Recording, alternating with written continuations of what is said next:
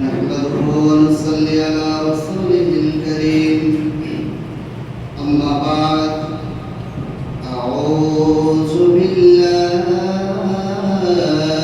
من الشيطان الرجيم بسم الله الرحمن الرحيم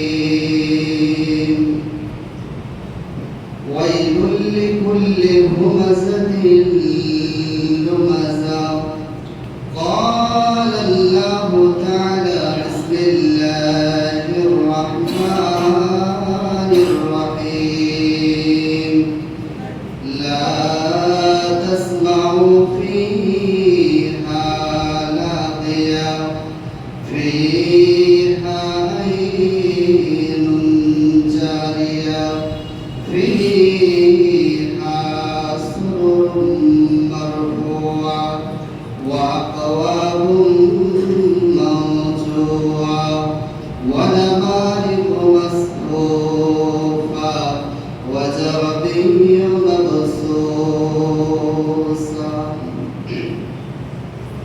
শ্রদ্ধেয় সম্মানিত আজকে মসজিদে আগত সম্মানিত মুসল্লিগণ, সমস্ত তারিফ, সমস্ত প্রশংসা, হামদ শানা, সিফত শানা, গুণগান, কীর্তন সেই মহান মালিকের জন্যই, সেই মহান রবের জন্যই, যেই মহান মালিক আমাদেরকে প্রতিদিনের নেই আজও সকালবেলায় জাগ্রত করে সারা পৃথিবীর কাজকর্ম করার মতো তৌফিক এনায়েত করেছেন। সেই মালিকের, সেই মনিবের, সেই আল্লাহ আমরা কৃতজ্ঞতা জ্ঞাপন করে শুকরিয়া আদায় করে কখনো শেষ করতে পারিনি, পারবো না। তাই বিনার শুকরিয়া অর্থে একটি ছোট্ট বাক্যের দ্বারা আমরা সকলে বলি আলহামদুলিল্লাহ।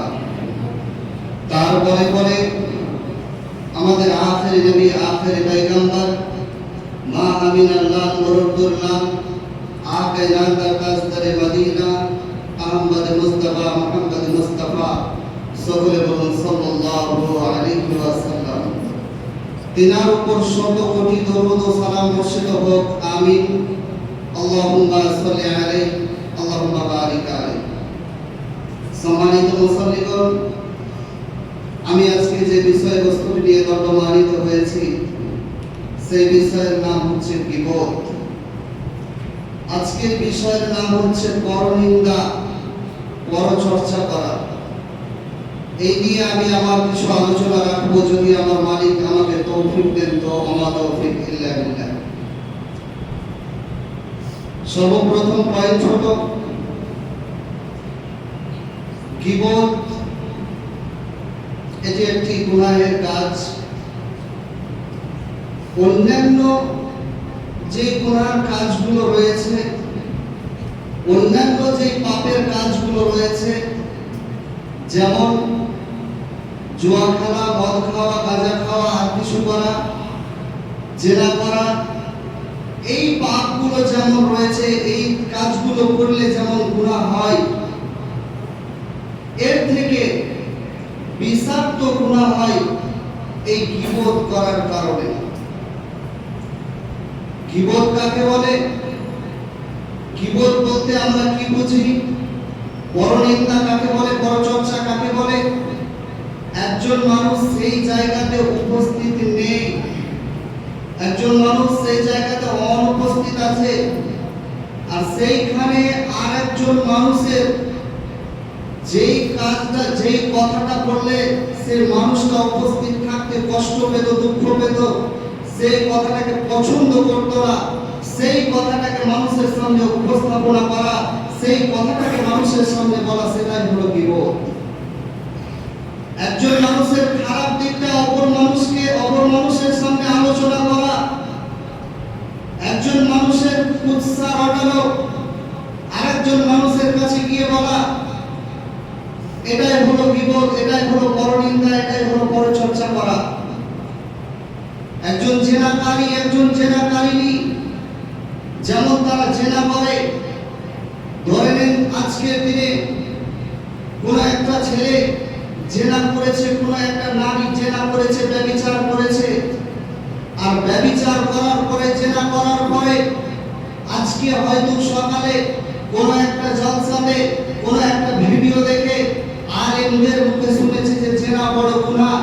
এই গুনার কথাটা শুনে জেনা করতে গেলে জাহান্নামে যেতে হবে, এই জাহান্নামের কথাটা শুনে তার অন্তরে একটু লেগেছে, আর সেই কথাটাকে ভেবে আল্লাহর কাছে রাত দিন সকাল সন্ধ্যায় 5 বার সালাতে গিয়ে আল্লাহর কাছে বলছে, আল্লাহ আমি গুনাহ করেছি, আমাকে মাফ করে দাও, আমি বড় অসহায়, আমি খারাপ কাজ করে ফেলেছি। আল্লাহর কাছে ক্রন্দন করে করে করে করে করে করে এক পর্যায়ে আল্লাহ রাব্বুল আলামিন তাকে ক্ষমা করবেন। আল্লাহ রাব্বুল আলামিন তাকে ক্ষমা করবেন। পৃথিবীতে যতগুলো কাজ রয়েছে গুনার কাজ, আল্লাহর কাছে যদি খালেস অন্তরে খাস নিয়াতে মাপ চাওয়া যায়, আল্লাহর কাছে যদি মাথা নত করা যায়, সেই কাজগুলো ছেড়ে দিয়ে যদি আল্লাহর পথে ফিরে আসা যায়, আল্লাহ রাব্বুল আলামিন অবশ্যই সেই গুনাহগুলোকে মাফ করে দিবেন, তার পাপগুলোকে মিটিয়ে দিবেন। এমনকি শিরকও আল্লাহ রাব্বুল আলামিন মাফ করে দিবেন পৃথিবীর মাটিতে যতদিন বেঁচে থাকবেন। শিরকের মতো গুনাহ আল্লাহ সুবহানাহু ওয়া তাআলা মাফ করে দিবেন। শিরকের গুনাহ কখন মাফ হয় না? শিরকের গুনাহ কাল কিয়ামতের মাঠে ময়দানে মাহশারে আল্লাহ সুবহানাহু ওয়া তাআলা যেই দিন মানুষের বিচার নেবে, আপনার আমলনামাটাতে যেই দিন দেখবে আপনি কতগুলো খারাপ কাজ করেছেন, মদ খেয়েছেন, জুয়া খেলেছেন, জেনা করেছেন, ব্যভিচার করেছেন, সুদ খেয়েছেন, যতগুলো খারাপ কাজ করেছেন, আল্লাহ চাইলে সেই দিন আপনার অন্য গুনাহগুলোকে মাফ করে দিবেন, ক্ষমা করে দিবেন। কিন্তু এই শিরক এমন একটি গুনাহ যেটা আল্লাহ সুবহানাহু ওয়া তাআলা কাল কিয়ামতের মাঠে মাফ করবেন না। তো একজন জেনাকারী, জেনাকারিনী, জেনা করনে ওয়ালা তারা আল্লাহর কাছে ক্রন্দন করে করে মাপ চেয়ে নিল। রব্বুল আলামিন, আমি বড় গুনাহগার, রব্বে কারীম, আমি রাতের অন্ধকারে গোপনে পাপ করে ফেলেছি, জেনা করে ফেলেছি, একজন মেয়েকে নষ্ট করে ফেলেছি। রব্বুল আলামিন, তুমি আমাকে মাফ করে দাও, ক্ষমা করে দাও। একজন ছেলে আল্লাহর কাছে ক্রন্দন করে করে করে করে তার জীবনের গুনাহগুলোকে মাফ করে নিল। এবং একজন জেনাকারিনী, জেনা করনেওয়ালি আল্লাহর কাছে ক্রন্দন করে করে, আল্লাহর কাছে কান্না করে করে, দুই চোখের অশ্রু ঝরিয়ে রাত দিন একাকিত্ব করে করে আল্লাহর কাছে মাপ চেয়ে নিল। তাদের জীবনটা সাফেদ হয়ে গেল, তাদের জীবনটা মাসুমিয়াত জীবন হয়ে গেল। আল্লাহ সুবহানাহু ওয়া তাআলা তাদেরকে মাফ করে দিলেন, ক্ষমা করে দিলেন। চাইলে তাদেরকে মাফ করে দিবেন আল্লাহ সুবহানাহু ওয়া তাআলা। কিন্তু একজন গীবত করনেওয়ালা, এই গুনাহ এত ভয়ঙ্কর, এই কাজ এত খারাপ, গীবত, পরনিন্দা, পরচর্চা করা এত খারাপ কাজ, যেটা স্টেপ বাই স্টেপ আপনাকে এক এক করে বলে শোনাবো যে গীবত কত বড় গুনাহ, কত বড় পাপের কাজ আমরা করছি রাত আর দিন। ধরে নেন আজকে আমি আর এই মসজিদের দেখরেখকারী যিনি রয়েছেন শফিকুল সাহেব, কোন একজন মানুষের আমরা গীবত করছি, উদাহরণ দিচ্ছি, কোন একটা মানুষের গীবত করছি, একজন মান্যগণ্য আলেম জনাব বদরুদ্দোজা নদভী সাহেবের আমরা গীবত করছি এখানে বসে বসে। আর গীবত করে আমরা শুনলাম যে গীবতের বড় গুনাহ, গীবত করলে জান্নাত পাওয়া যাবে না, জাহান্নামে যেতে হবে। এটা বুঝার পরে আমাদের অন্তরখানাতে একটু নাড়া দিল যে আমাকে ওই লোকটার কাছে ক্ষমা চাইতে হবে। এটা হলো হাক্কুল ইবাদ, হাক্কুল্লাহ হলো আল্লাহর হক। আপনি জেনা করবেন, আল্লাহর কাছে মাপ চাইবেন, চাইলে আল্লাহ মাফ করে দিবে, ক্ষমা করে দিবে।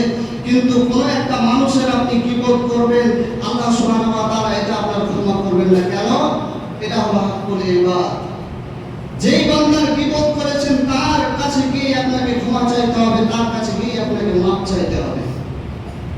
তো আমরা বদরুদ্দোজা নদভী সাহেবের গীবত করছি, আর গীবত করে আমাদের অন্তরখানাতে একটু নাড়া দিল যে তার কাছে আমাদেরকে মাপ চাইতে হবে।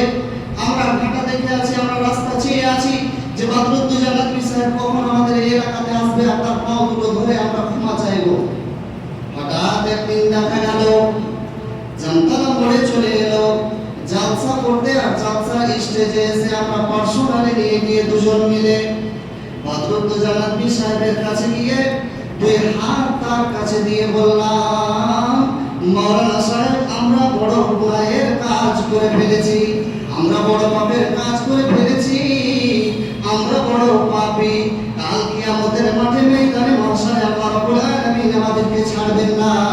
আপনি আমাদেরকে যদি ক্ষমা না করেন, আপনি আমাদেরকে যদি মাফ না করেন। এবার জিজ্ঞাসা করলো, কি এমন হয়েছে যে আমার কাছে মাপ চাইতে হচ্ছে, আমার কাছে ক্ষমা চাইতে হচ্ছে? তখন এক এক করে বলতে আরম্ভ করলো, আমরা আপনার কতগুলো খারাপ কথা মানুষের সামনে বলেছি, মানুষের সামনে বলে বলে বলে বলে আপনাকে খারাপ করে রেখেছি, মানুষের সামনে আপনার কুকথাগুলো বলে রেখেছি, মানুষের সামনে আপনার উৎসাহ রটিয়েছি, আপনি আমাদেরকে ক্ষমা করে দেন। আমাদের কথাগুলো শুনে বদরুদ্দোজা নবী সাহেব আমাদেরকে ক্ষমা করে দিলেন, আমাদের দুইজনকে হয়তো মাফ করে দিলেন, কিন্তু আল্লাহর রাসূল জনাবে মুহাম্মদুর রাসূলুল্লাহ সাল্লাল্লাহু আলাইহি ওয়াসাল্লাম বলছেন, তুমি ভেবে দেখেছো কি তুমি এই দুনিয়ার মানুষের কাছে মাপ চেয়ে নিলে, যার নামে গীবত করেছো, তুমি তার কাছে ক্ষমা চেয়ে নিলে, কিন্তু সেই জায়গাতে আরো 5 জন মানুষ ছিল, সেই 5 জন মানুষকে তুমি কিভাবে তাদের মুখখানা বন্ধ করবে? আমি আর শফিকুল সাহেব তো এখানে গীবত করেছি, কিন্তু সেই জায়গাতে আরো 5 জন মানুষ ছিল, তারাও তার খারাপিটাকে শুনেছিল, আর শোনার পরে তারা এজেন্ট হিসাবে কাজ করছিল পৃথিবীর বুকে। 5 জন থেকে 10 জনের কানে গেল, 10 জন থেকে 20 জনের কানে গেল, এই করতে করতে পাড়ার মানুষ জেনে গেল, গ্রামের মানুষ জেনে গেল, এলাকার মানুষ জেনে গেল, গোটা এলাকাকে আমরা 2 জন মানুষ মিলে খারাপ করে দিলাম, আমরা পরিবেশটাকে খারাপ করে দিলাম। এজন্য আল্লাহর নবী জনাবে মুহাম্মদুর রাসূলুল্লাহ সাল্লাল্লাহু আলাইহি ওয়াসাল্লাম বলেন, কাল কিয়ামতের মাঠে ময়দানে মাহশারে আল্লাহ যেই দিন বিচারে বসবেন, সেই দিন কত পাপী লোকেদের যারা গুনাহ করে করে তাদের জীবনটাকে কাটিয়েছে, পাপের কাজ করে করে তাদের জীবনটাকে কাটিয়েছে, কাল কিয়ামতের মাঠে আল্লাহ রাব্বুল আলামিনকে বলবে, রব্বুল আলামিন, আমি তো মদ খেয়ে জীবন পার করেছি, আমি তো গাঁজা খেয়ে জীবন পার করেছি, আমি তো সুদ খেয়ে জীবন পার করেছি, আমি তো ঘুষ খেয়ে জীবন পার করেছি, রব্বুল আলামিন, আজকে আমার আমলনামাতে এতগুলো নেকি কেন হয়েছে? আজকে আমার আমলনামাতে এতগুলো নেকি কেন? পাহাড় পরিমাণ সেদিন নেকি নিয়ে কিয়ামতের মাঠে উঠবে, আল্লাহকে জিজ্ঞাসা করবে, আমি তো পাপী বান্দা, আমার আমলনামাতে এত নেকি কেন যোগ হয়েছে? তখন আল্লাহ রাব্বুল আলামিন বলবে, বান্দারে, তুমি পৃথিবীর বুকে চলাচল করতে সেই খবর রাখনি, কিন্তু পৃথিবীতে কতগুলো মানুষ তোমার পেছনে লেগেছিল, কতগুলো মানুষ তোমার গীবত করেছিল, কতগুলো মানুষ তোমার পেছনে খারাপ কথা বলেছিল যেগুলো তোমার অসহ্যকর ছিল, কতগুলো মানুষ তোমার খারাপ দিকগুলো মানুষের সামনে উপস্থাপন করেছিল, সেই মানুষগুলোর নেকিগুলো বান্দারে আমি তোমার আমলনামায় লিপিবদ্ধ করে দিয়েছি, আমি তোমার আমলনামায় লিখে দিয়েছি। তার নেকিগুলোকে ট্রান্সফার করে দিয়ে তার গুনাহগুলোকে তাপে দিয়ে দিয়েছে, চেঞ্জ করে দিয়েছে আল্লাহ সুবহানাহু ওয়া তাআলা। তাহলে এখান থেকে আমরা জানতে পারলাম যে আমরা যদি পৃথিবীর বুকে, আমরা যদি দুনিয়ার মাটিতে মানুষের গীবত করি, তাহলে আমাদের কি হবে? যতগুলো নেকি করছে এগুলো কাল কিয়ামতের মাঠে আল্লাহ সুবহানাহু ওয়া তাআলা যেই মানুষগুলো আমরা গীবত করছি তাদেরকে দিয়ে দেবেন। আল্লাহ রাব্বুল আলামিন সুন্দরভাবে জানিয়ে দিয়েছেন। আল্লাহ তাআলা বলেন, বিসমিল্লাহির রহমানির রহিম,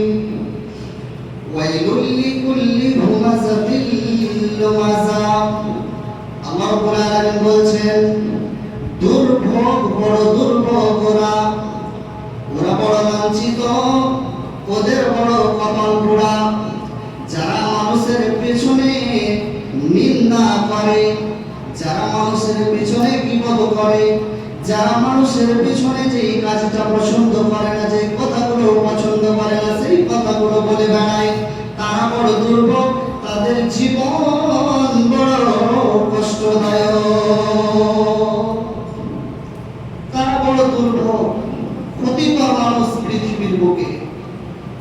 আল্লাহ সুবহানাহু ওয়া তাআলা কিছু কথা আমাদেরকে ইঙ্গিতে বুঝিয়ে দিয়েছেন, যেমন বিয়েতে বোন নিতে হবে না, এই কথা ডাইরেক্ট কোন হাদিসে লেখা নেই।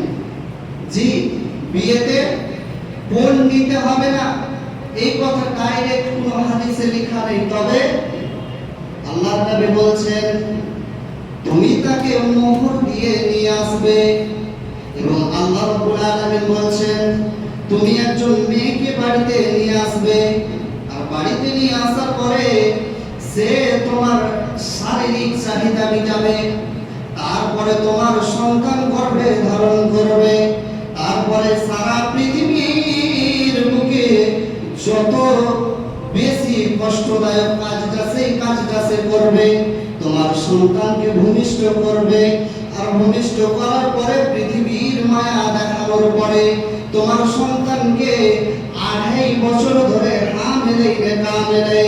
আড়াই বছর ধরে 8.5 কুইন্টাল দুধ পান করাবে। এত কিছু যে করবে, তাহলে তোমার স্ত্রী কেন তোমাকে টাকা দেবে? তোমার স্ত্রীর বাবা কেন তোমাকে টাকা দেবে? তোমার শ্বশুর মশাই কেন তোমাকে গাড়ি দেবে? আল্লাহ রাব্বুল আলামিন কিছু ইঙ্গিত ইশারায় আমাদেরকে সচেতন করে দিয়েছেন, কিছু কথা ইঙ্গিত ইশারাতে বুঝিয়ে দিয়েছেন, কিছু কথা আমাদেরকে ইঙ্গিতে বুঝিয়ে দিয়েছেন। যেমন একটা উদাহরণ দিই, একটা ছেলে তার আব্বাকে বলছে, আব্বা জান আমি মাঠে চাষ করব, আমাকে জমিগুলো ভাগ করে দেন। 2 বিঘা জমি তাদের, আর 2 বিঘা জমি তার বাপ তাকে মাঠে নিয়ে গেল, আর মাঠে নিয়ে যাওয়ার পরে এই দিক সেই দিক চারিদিক মাপ করে মাঝখানে একটা বেড়া দিয়ে বলে দিল তাকে যে এই ডান দিকের জমিটা তুমি চাষ করবে, এবার বাম দিকের জমিটা কে চাষ করবে? তারা 2 ভাই। বাম দিকের জমিটা অবশ্যই তার বড় ভাই চাষ করবে, এই কথাটা আমার বলতে হবে যে না, এটা আমরা ইঙ্গিত ইশারাতে বুঝে নিই। আল্লাহ রাব্বুল আলামিন 2 জায়গাতে আমাদেরকে জানিয়ে দিয়েছেন, সূরা নাবা এবং সূরা আল্লাহ রাব্বুল আলামিন সূরা নাবার মধ্যে জানিয়ে দিয়েছেন লাইসা লাহুম তুআমুন ইল্লা মিন জারি, এবং সূরা যে আল্লাহ রাব্বুল আলামিন জানিয়ে দিয়েছেন লাস্তা আলাইহিম বিমুসাইতির ইল্লা মান তাওয়াল্লা তাসমাউ ফিহা লাগিয়া ফিহা আইনুন জারিয়া ফিহা সুরুরুন মারফুয়া ওয়া আকওয়াবুন মাওজুয়া ওয়া নামারিকু মাসফুফা ওয়া জারাবিয়্যুন মাবসুসা। এখানে 6টি কথা আল্লাহ রাব্বুল আলামিন উল্লেখ করে দিয়েছেন জান্নাতের ব্যাপারে। জান্নাতের বহিঃপ্রকাশ করতে গিয়ে আল্লাহ সুবহানাহু ওয়া তাআলা এখানে 6টি কথা উল্লেখ করেছেন, তার মধ্যে আমাদেরকে একটা জিনিস ইঙ্গিত দিয়ে দিয়েছেন, কি লা তাসমাউ ফিহা লাগিয়া। আল্লাহ রাব্বুল আলামিন জানিয়ে দিয়েছেন জান্নাতের ভিতরে, জান্নাতে যতগুলো নিয়ামত থাকবে, জান্নাতে যতগুলো ভালো ভালো জিনিস থাকবে, জান্নাতে যতগুলো ফ্যাসিলিটি আমি রেখেছি, তাতে কোনো একটা ফ্যাসিলিটি হলো তাতে কোনো রকমের সেইখানে চিৎকার চেঁচামেচি করা, সেইখানে বেশি বলনেওয়ালা, সেইখানে গীবত করনেওয়ালা, সেইখানে এইখানকার কথা সেইখানে বলে বেড়ানেওয়ালা তাদেরকে জায়গা দেওয়া হবে না। আল্লাহ রাব্বুল আলামিন 1 নম্বরে এই লিস্টখানাকে করেছে।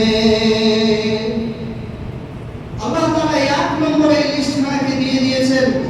এই কথা আমি লিখিনি, এই কথা কোনো মুফাসসির লিখেননি, স্বয়ং আল্লাহ সুবহানাহু ওয়া তাআলা লিখে দিয়েছেন লাস্তা আলাইহিম বিমুসাইতির লা তাসমাউ ফিহা লাগিয়া সুবহানাহু ওয়া তাআলা সুন্দরভাবে মানুষকে সচেতন করে দিয়েছে।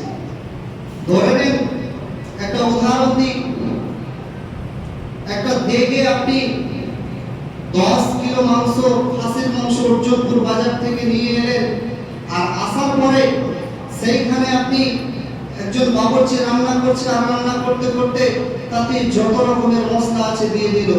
জিরা বলছে যাবো তো চলে যা, হলুদ বলছে যাবো তো চলে যা, এইভাবে যতগুলো মশলা আছে তাতে এক এক করে দিয়ে দিল। কিন্তু যখন সেইখানে নিম পাতা বলছে যাবো, তো বাবুর্চি বলছে যে না, তোমাকে যেতে হবে না, তুই এখান থেকে ভেঙে যা, পুরো পরিবেশটাকে তুই খারাপ করে দিবি। পাম তেল বলছে যাবো তো চলে যা, ভালো তেল বলছে যাবো তো চলে যা, ঘি বলছে যাবো তো চলে যা। কিন্তু সেখানে যদি তেলের ভিতরে কেরোসিন বলে আমি যাব, তো কেরোসিনকে আর যেতে দেওয়া হবে না, কারণ সম্পূর্ণ মাংসটাকে সে খারাপ করে দিবে। তো আল্লাহ রাব্বুল আলামিন জানিয়েছেন লাস্তা আলাইহিম বিমুসাইতিন, বান্দারে জান্নাতের চৌকা ওই মানুষগুলো পার হবে না, জান্নাতের ভিতরে সেই মানুষগুলো যাবে না যারা দুনিয়ার মাটিতে অনর্থক কথা বলে, যারা দুনিয়ার বুকে বেশি বেশি কথা বলে, যারা দুনিয়ার বুকে চগলখড়ি করে, যারা দুনিয়ার বুকে বিপদ করে বেড়ায়, যারা দুনিয়ার বুকে পরনিন্দা করে, যারা দুনিয়ার বুকে পরচর্চা করে, এই মানুষগুলো জান্নাতের ভিতরে প্রবেশ করবে না, এমনকি জান্নাতের সুঘ্রাণ পর্যন্ত পাবে না, জান্নাতের সুঘ্রাণ পর্যন্ত পাবে না। এই মানুষগুলো বিপদ করে নেওয়া হবে। পৃথিবীর বুকে জন্ম থেকে নিয়ে আজরাইল আসা পর্যন্ত আমরা মানুষ 4 ধরনের কথা বলি। জি, 4 ধরনের কথা বলি। কি?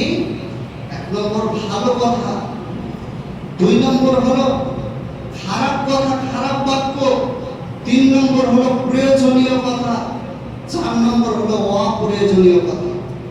এই 4 ধরনের কথা, 4 রকমের কথা আমরা জন্ম থেকে নিয়ে মৃত্যু পর্যন্ত বলে থাকি। ভালো কথা কোনটা? একজন মানুষকে আপনি উপদেশ দিচ্ছেন যে সালাত আদায় করো, রমজান মাসে সিয়াম পালন করো, এটা করতে হয় না, মদ খেতে হয় না, জুয়া খেলতে হয় না, মানে ভালো উপদেশ দিচ্ছেন, এটা হলো ভালো কথা। মন্দ কথা, অনর্থক বেশি কথা বলছেন, খারাপ কথা বলছেন, অকেজো কথা বলছেন, গালি দিচ্ছেন, এগুলো হলো অকেজো কথা। 3 নম্বর হলো প্রয়োজনীয় কথা। একজন পরিবারে 2 ভাই, এক ভাইকে উপদেশ দিচ্ছে সকালবেলায় উঠে যে অর্জুনপুর বাজারে যাওয়ার পরে সেইখান থেকে ফল নিয়ে এসো, আপেল নিয়ে এসো, বেদানা নিয়ে এসো, এটা নিয়ে এসো, ওটা নিয়ে এসো, বাড়িতে মেহমান আসবে। এগুলো হলো প্রয়োজনীয় কথা। আর অপ্রয়োজনীয় কথা, অপ্রয়োজনীয় কথা কোনগুলো? যেগুলো আমি আপনি দিন রাত বলছি, অপ্রয়োজনীয় কথা। সারাটা দিন আমরা ব্যতিব্যস্ত হয়ে আছি অপ্রয়োজনীয় কথাতে। কোথায়? চায়ের দোকানে, কোথায়? কোন একটা আড্ডাখানাতে, কোথায়? যেখানে মানুষ গিয়ে আড্ডা মারে সেই জায়গাতে আজকে আমাদের বয়স 60 বছর, 70 বছর, 80 বছর হয়ে গেল, আজকে আমাদের 90 বছর বয়স হয়ে গেল, এক পা মাটিতে চলে গেছে। আজকে এই বয়সে এসে সারা পৃথিবীর মানুষের গীবত করে আমরা বসে আছি। সারা পৃথিবীর মানুষের আমরা কোথায় কি হলো, কোথায় ভালো কাজ হলো, কার মেয়ে পালিয়ে গেল, কে জিতলো, আর্জেন্টিনা জিতলো না অমুক জিতলো, এই নিয়ে আমরা ভেদাত করে সারাটা দিন আমরা পার করে দিই। এই ওয়াক্যজ ব্যক্তির জি সারাটা দিন অনর্থক কথা বলে, বেশি কথা বলে, অত্যাধিক কথা বলে তারা পার করে দেয়। এদেরকে আবার দেখবেন এদের চোখ আর জোর বেশি। জি, এদের আবার চোখ আর জোর বেশি হয়, কিন্তু এদের বাড়িতে কোনো কথা চলে না, বাড়ি গেলেই ঝাঁটা পিটা করবে। জি, কথা পিটা লাগলেও কথা সত্য। এদের ইনকাম কম, সারাটা দিন দোকানে বসে বসে, সারাটা দিন আড্ডাখানায় বসে বসে গীবত করে করে নিজের জীবনের নেকিগুলো অন্যজনকে দিয়ে দিচ্ছে। নিজের জীবনে যতগুলো আমল করেছে, নিজের জীবনে যতগুলো ভালো কাজ করেছে, সেই ভালো কাজগুলো অন্যজনকে দিয়ে দিচ্ছে, দিনের পর দিন পার করে দিচ্ছে। তারা বুঝতেই পারে না। নাদান ব্যক্তি, নাদান এরা। কখন জ্ঞান হবে আপনার? কখন আপনি জাগবেন? কখন আপনি জেগে উঠবেন যে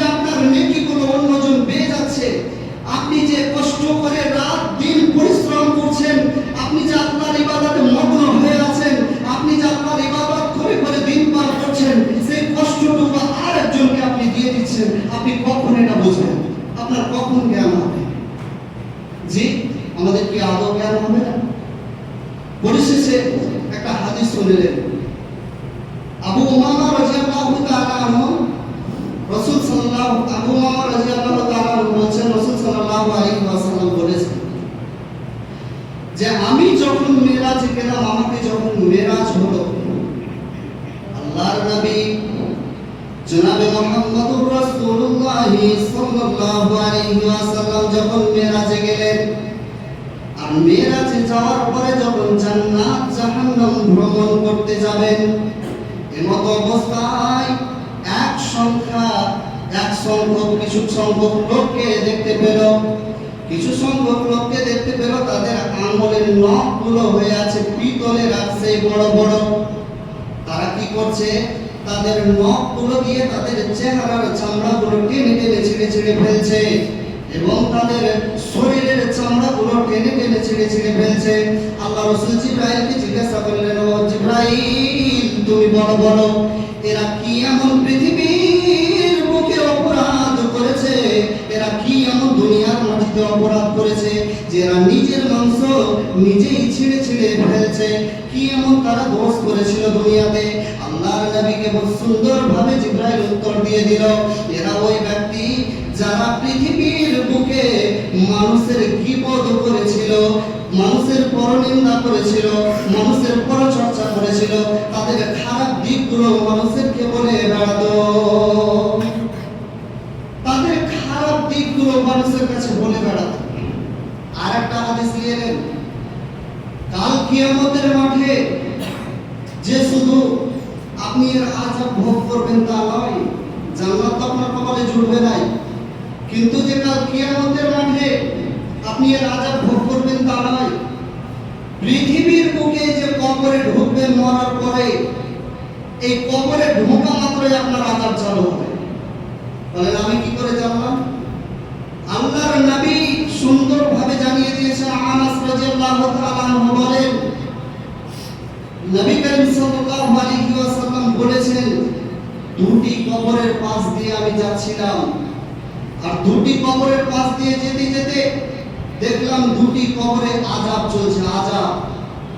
তো আল্লাহ রাসূল কি জিজ্ঞাসা করলেন জিবরাইলকে, এদের কেন আযাব চলছে? এক নম্বরে বলল যে একজন ব্যক্তি গায়ে প্রস্রাব ছিটতো, পেচ্ছাব করতে বসতো, আর গায়ে পেচ্ছাবগুলো ছিটে যেত, কোনো পরোয়া করতো না, এই জন্য তাকে জাহান্নামের আগুনে পুড়তে হচ্ছে। এবং আরেকজনের কথা জিজ্ঞাসা করা হলো, তো জিবরাইল বললেন যে এই ব্যক্তি মানুষের গীবত করত, এই ব্যক্তি মানুষের গীবত করত, এই জন্য কবরে আযাব হচ্ছে। তখন আল্লাহ রাসূল জনাব মুহাম্মদুর রাসূলুল্লাহ সাল্লাল্লাহু আলাইহি ওয়াসাল্লাম কি করলেন? একটা খেজুরের ডাল কাটলেন, আর ডাল কেটে দুইটি কবরে দিয়ে দিলেন, আর বললেন যতদিন এই ডাল না শুকাবে হয়তো আল্লাহ তাআলা এদের আযাবকে কমিয়ে দিবেন। পরিশেষে এতটুকুই বলি যে আল্লাহ সুবহানাহু ওয়া তাআলা আমাদেরকে এখনো সময় দিয়ে রেখেছেন, এখনো আমার মতো হতভাগাকে বাঁচিয়ে রেখেছেন দুনিয়ার মাটিতে, এখনো আমার মতো হতভাগাকে 50 বছর, 60 বছর, 70 বছর, 80 বছর হায়াত দিয়ে দুনিয়াতে বাঁচিয়ে রেখেছেন। চাইলে নিজের জীবনটাকে শুধরাতে পারবেন, চাইলে নিজের জীবনটাকে পরিবর্তন করতে পারবেন, চাইলে এই খারাপ কাজগুলো থেকে দূরে সরতে পারবেন, চাইলে এই বিপদগুলো থেকে আপনি বিরতি থাকতে পারবেন। একটুকু আল্লাহর পথে ফিরে আসুন, একটুকু সচেতন হন। আল্লাহ সুবহানাহু ওয়া তাআলা যাতে করে এইগুলো থেকে আমাদেরকে বিরত রাখেন। সকলে বলুন আমিন।